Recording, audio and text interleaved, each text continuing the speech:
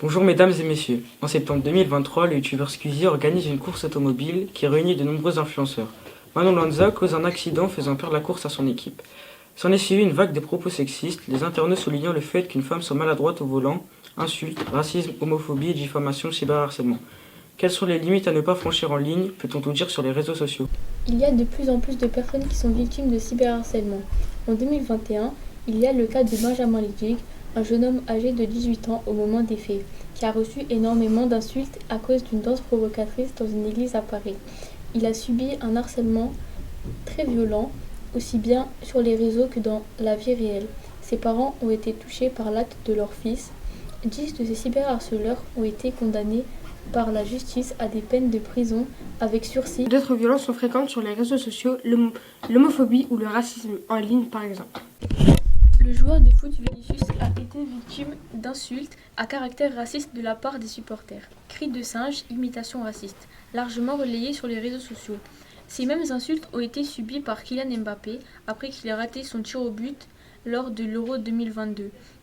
Les discriminations en ligne touchent également souvent la communauté LGBTQA+, comme par exemple la trend qui consiste à attribuer la faute à tous les événements malheureux ou déplaisants aux gays et aux lesbiennes.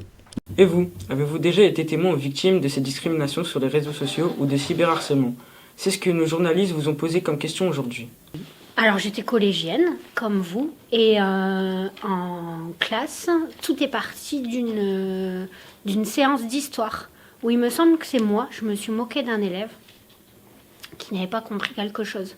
Il l'a très très mal pris, et il a commencé à faire des montages photos avec ma tête, puis ça a circulé dans tout le collège, qu'on s'invite, qu'on se force à réfléchir avant de poster. Dans les commentaires surtout, il y a des gens qui vont se permettre de commenter, notamment des gens qui font des TikTok ou des snaps, et dans les commentaires on va se permettre de dire des choses qu'on dirait peut-être pas dans la vraie vie, parce qu'on est chez soi et que du coup ça donne un peu... on a un peu l'impression qu'on peut s'autoriser plus de choses. Je pense que le vrai souci que je constate, c'est que normalement tous ces réseaux sociaux, ils sont accessibles à partir de 13 ans, et que très souvent on y va avant 13 ans. Et la différence aussi, c'est que c'est pas le règlement intérieur qui va jouer, c'est-à-dire qu'on va pas être que sur des punitions ou sanctions, c'est que ça tombe sous le coup de la loi aussi. On peut tout dire dans la limite de la loi.